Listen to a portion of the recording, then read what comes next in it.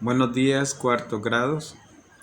Iniciamos una nueva semana de trabajo con el contenido de contaminación ambiental. Pues este contenido es prácticamente un problema mundial, pero claro, no, no vamos a hablar de otros países o de otras regiones del planeta, de su problema medioambiental o de sus problemas medioambientales, porque creo que debemos de enfocarnos principalmente a la situación y a la condición en la que está nuestro medio ambiente a nivel de contaminación, porque cuando hablamos de contaminación ambiental no solamente estamos hablando de basura o de humo que vemos en la atmósfera, ¿verdad? Producto de las emanaciones de gases de fábrica o de automóviles, sino que este tema es un problema más amplio. Pero es bueno definir, ¿verdad?, que contaminación ambiental se le llama contaminación ambiental prácticamente a la presencia de cualquier agente físico, químico o biológico que cause una alteración prácticamente en el estado natural de nuestro medio ambiente, ¿verdad? Y que ponga hasta en riesgo la supervivencia de todo ser vivo. Pues realmente nosotros los seres humanos, lamentablemente por nuestras acciones, somos quizás los principales agentes contaminantes, ¿verdad? No digo usted, ¿verdad?, ni su familia, solamente estoy hablando de manera general que el ser humano a través de la historia se ha comprobado que es el principal agente contaminante atmosférico a través de sus acciones. Claro, los países llamados industrializados, aquellos que se les llama desarrollados, pues se presenta esa parte nada más, ¿verdad?, de que producen industrialmente, tecnología, bueno, y tantas cosas. Pero hay una realidad también detrás de todo eso, porque son países que en su mayoría producen una gran cantidad de desechos, tanto químicos como sólidos, y en algunos casos, yo no voy a decir en todos porque no me consta, ¿verdad? Pero en algunos casos, los desechos tóxicos, por ejemplo, a veces son vertidos literalmente al mar o a ríos que al final van a desembocar en el mar y contaminan las aguas. Pero hay otros países que tienen ese nivel de desarrollo tecnológico y yo diría la conciencia también de conservar el medio ambiente y cuidar de no contaminarlo, y tienen plantas de tratamiento, ¿verdad?, para evitar esto. Sin embargo, volvamos a nuestro país. Hay un montón de materiales que se producen diariamente en nuestro país, ¿sí? Y hay lugares en nuestro país en donde se produce tanta basura diariamente. Escuchaba por ahí, por ejemplo, que en el Gran San Salvador, solo en el Gran San Salvador, solo en el municipio, en la capital, ¿verdad?, de nuestro país, se producen aproximadamente 30 toneladas de basura diarias. Y cuando esa basura no es recolectada, imagínense ustedes el foco de infección, la contaminación ambiental es tremenda. Sin embargo, hay materiales que se descomponen fácilmente, ¿verdad? Por eso existe la clasificación de materiales según su descomposición en orgánicos e inorgánicos. Pero, por ejemplo, hay materiales como el cuero que tarda prácticamente entre 3 y 5 años en descomponerse. Un chicle, vaya, que alguien se coma y le quitó ya el gustito, el sabor y lo tiró, ya contaminó 5 años aproximadamente, porque eso es lo que tarda el chicle en descomponerse. El aluminio, vaya, las latas de soda, refrescos, Fíjense, entre 350 a 400 años tarda para poder degradarse. Imagínense cuántos años contaminamos nosotros al tirar a la intemperie un envase de aluminio. El plástico, por ejemplo, que las bolsas plásticas, las botellas de agua, 500 años en degradarse. O sea, alguien que tire una botella, 500 años de contaminación ambiental. Es una gran deuda ecológica con la que quedaríamos si nosotros no tomáramos conciencia de que contaminamos con algo pequeñito una gran cantidad de años, ¿verdad? Por eso se recomienda mucho, más adelante vamos a ver el tema del reciclaje, el uso de las 3R, que también va vinculado con este tema. Y hay otro detalle, el caso del vidrio, por ejemplo. Imagínense el vidrio, 4000 años en degradarse, 4000 años. Estamos hablando de que con un pedazo de vidrio, un espejito, ¿verdad? De esos que son bien útiles en la etapa de la pubertad y adolescencia, porque a cada rato uno anda viendo a ver si no se ha despeinado.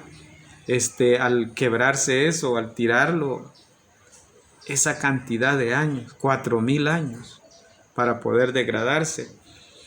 Prácticamente hay causas que producen el exceso de contaminación ambiental, el exceso de fertilizantes, la quema de basuras también, que en muchos lugares rurales hacen todavía, las emanaciones de los buses, las fábricas, que hay una gran cantidad de monóxido de carbono en ese humo que nosotros vemos, las aguas negras también que al final van a parar al mar. Todo esto tiene que ver directamente con la calidad de vida y la salud nuestra, porque hay que decirlo. ¿Qué es la contaminación ambiental? Ya lo decíamos nosotros anteriormente, es la presencia de cualquier agente que altera la condición natural del medio ambiente. Y pues hay países, hay regiones en el mundo en las que el nivel de contaminación atmosférico, por ejemplo, de las aguas o del suelo, es extremo porque se ha descuidado esa parte. En el caso de nuestro país, quizás la contaminación del agua es uno de los problemas más serios, ¿verdad? Porque prácticamente, les voy a poner el ejemplo claro, ¿verdad? Nosotros, la región donde estamos ubicados, el Colegio Arrupe, a un extremo del colegio, al poniente, tenemos el río Acelhuate, ¿sí? Y al lado, buscando el oriente, el río Las Cañas.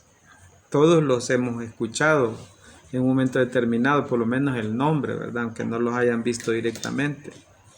Pero esos son dos ríos de los más contaminados que existen en nuestro país. Y ¿quién prácticamente es el culpable de esos niveles de contaminación? Somos todos, ¿verdad? Porque de una u otra manera, pues, directa o indirectamente, esos ríos, antes de que se utilizaran como vertederos de las aguas negras de las ciudades aledañas, no estaban así, porque no existían en ese momento las condiciones como para hacer un tratamiento de las aguas y evitar, ¿verdad?, que contaminaran esos ríos que ahora ya se tardarían décadas, ¿verdad?, quizás más de 100 años, como decía un experto israelí una vez que intentó implementar un proyecto de potabilización del río Acelhuate, y él decía de que se tardaría entre 80 a 90 años para poder considerarse que ya no es un río contaminado. Ni siquiera dijo de que es un río que ya el agua se podía consumir, ¿verdad?, o consumo humano, solamente que ya no se podría considerar contaminado, pero 80, 90 años, y lo que implica en dinero para los estados, ¿verdad? Los gobiernos muchas veces por eso renuncian a esto, ¿verdad? Cuando sería más fácil buscar alternativas. Pues el suelo es otro, ¿verdad? Aquí hay una realidad. El suelo es el que más sufre por efecto de los desechos sólidos.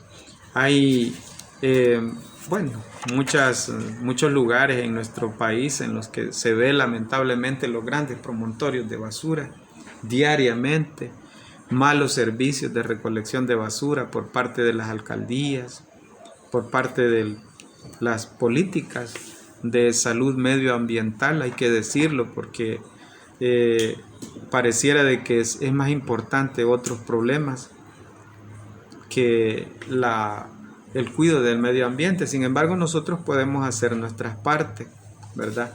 Porque prácticamente, así como yo les mencionaba, que la contaminación del agua prácticamente lleva toda clase de organismos, de microorganismos, productos químicos, residuos industriales, aguas de desecho de las casas, también el suelo, ¿verdad? El suelo prácticamente lleva una gran cantidad de materia extraña, productos químicos, desechos industriales, y prácticamente produce un desequilibrio porque afecta de forma negativa a las plantas y a los animales y a nosotros directamente, ¿verdad? Y todo esto proviene de las actividades industriales, de los fertilizantes químicos, eh, prácticamente utilizados para fertilizar, entre comillas, los suelos, ¿verdad? O deshacerse de plagas. Pues la contaminación del aire, pobre atmósfera, como decimos nosotros, ¿verdad? En El Salvador circulan buses y vehículos que prácticamente, si usted no tiene cuidado, lo dejan hasta de otro color, ¿verdad? Con la humareda que se expele de sus escapes. Las fábricas, nosotros no somos un país industrial de decir de que en el centro de la capital y la periferia van a haber un montón de fábricas emanando eh, gases, humo, producto de su trabajo, son pocas. Sin embargo, los autos no se quedan atrás, ¿verdad? Como les repito, quizás son uno de los que más contaminan el aire. Hay países en el mundo en el que por ser desarrollados, pues los niveles de contaminación ambiental son extremos y ya hay México, por ejemplo, cerca, ¿verdad? El famoso DF es una de las ciudades más contaminadas del mundo, atmosféricamente, ¿verdad?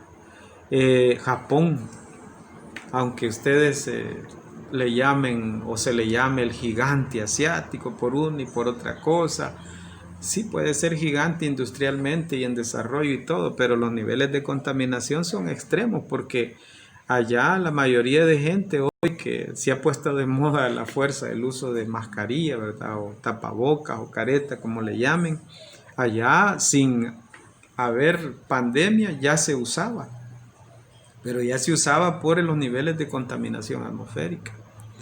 En México también, ya la mayoría de lugares que se consideran de alto riesgo por la contaminación ambiental tienen detectores eh, de los niveles de contaminación con las que amanece la ciudad y ya han habido casos extremos de que ha sido tanto el nivel de contaminación que se han suspendido actividades por ese tipo de situaciones. Entonces, los vehículos y las fábricas, la industria en general, pues son los principales contaminantes del aire, ¿verdad? Hay efectos y son efectos irreversibles muchas veces, ¿verdad? Que prácticamente nosotros, pues no los percibimos así de manera tan directa porque pareciera que es normal el humo, el ruido, porque les cuento, ¿verdad? Nosotros hemos hablado aquí de la contaminación del agua, del aire, del suelo, pero fíjense que también el sonido es un contaminante, el ruido, así como se conoce. Y el ruido, el sonido se mide en decibeles, ¿verdad? Así se llama las unidades de medición del sonido. Y muchas veces el sonido, el ruido que se ocasiona en nuestra comunidad, producto de actividades humanas, lo pone a uno en un estado a veces de estrés tremendo. Imagínense ustedes, las personas que utilizan audífonos, ¿verdad? Hoy se ha puesto de moda por esto del trabajo, del teletrabajo y todo, de que se escucha mejor con audífonos, esos aparatitos. Pero también el volumen puede afectar y es un contaminante, ¿verdad? Porque vaya, les voy a poner un ejemplo, la música, ¿verdad? A mí me gusta la música, pero también es de tener cuidado los niveles auditivos, ¿verdad? De cada quien, porque yo por lo menos me gusta la música, escucharla un volumen suave y todo. Sin embargo, hay personas que pareciera que no le hayan gusto, sino elevan, le dan todo el volumen al equipo de sonido y al ratito está el vecino molesto pegándole ahí a la pared o se queja y hay un montón de problemas, aparte del ruido y la contaminación ambiental que puede haber. Hasta eso, imagínense. Pues prácticamente el efecto de la contaminación ambiental persiste, ¿verdad? Desde la contaminación del aire que respiramos, ¿sí?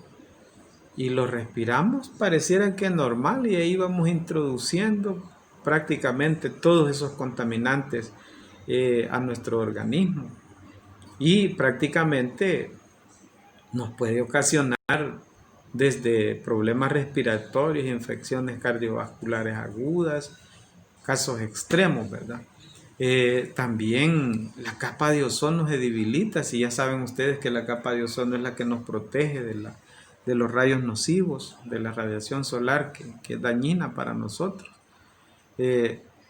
Prácticamente el daño que sufre la atmósfera, muchos dicen que es irreversible, ¿verdad? Yo todavía soy positivo, creo que se puede revertir si nosotros tomamos conciencia y evitamos prácticamente aerosoles, que las emanaciones tóxicas de fábricas y los autos se regulen de una u otra manera para evitar que el organismo, como ven ustedes en la imagen, sea afectado de tal manera con todo el efecto que produce negativo una contaminación ambiental.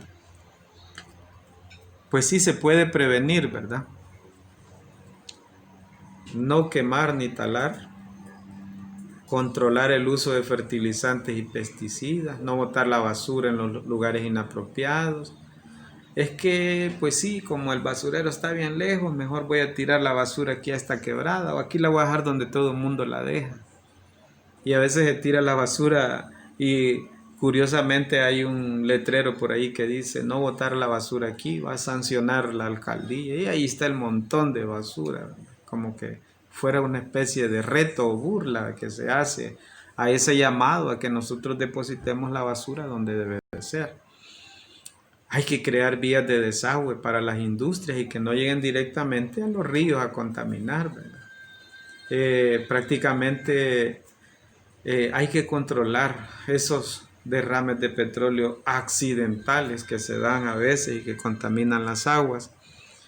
Pues vean, en la casa se puede hacer bastante con esto de la contaminación, ¿verdad? Porque en el caso de la basura, con solo el hecho de que usted deposite la basura en el basurero donde tiene que ser, donde está el colector, donde pase el camión, aunque pase una vez a la semana, pero allí si usted hace esa obra, como decimos, ya está contribuyendo.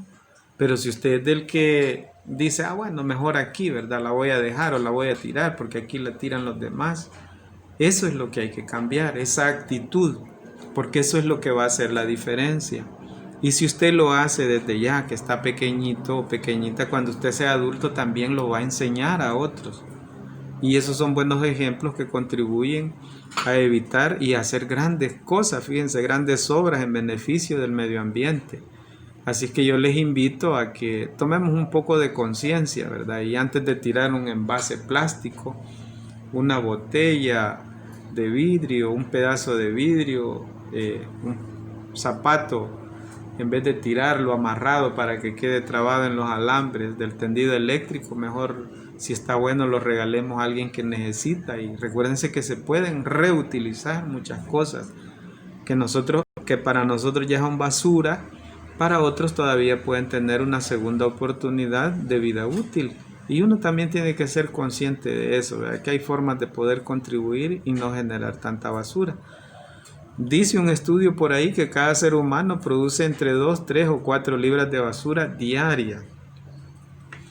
Pues yo digo que basura siempre se va a producir, pero una cosa es producir lo que se tiene que producir, producto de las actividades mismas, y otra es producir más de la cuenta, ¿verdad? Porque si yo, por ejemplo, soy de los que agarro una hoja de papel, la hago bolita y porque no cayó en el cesto vuelvo a hacer otra y estoy produciendo basura. Si yo cuando voy al supermercado pido 20 bolsas pudiendo traer una sola o llevando la mía, estoy generando más plástico. Si yo cada vez que me acabo el agua voy a comprar otra botella y compro unas 3 o 4 botellas para comenzar el gran gasto, ¿verdad? Y segundo, estoy aumentando los niveles de producción de plástico que van a contaminar. Entonces esas acciones es bueno tomar conciencia porque de una u otra manera nos pueden ayudar a reducir un problema mundial, ¿verdad? Pero lo importante es reducir ese problema en nuestro país. Así es que espero que tomemos un poco de conciencia. Yo sé que ustedes lo hacen en su casa y cada cosa en su lugar y los invito a continuar cuidando nuestro medio ambiente. Pasen buen día.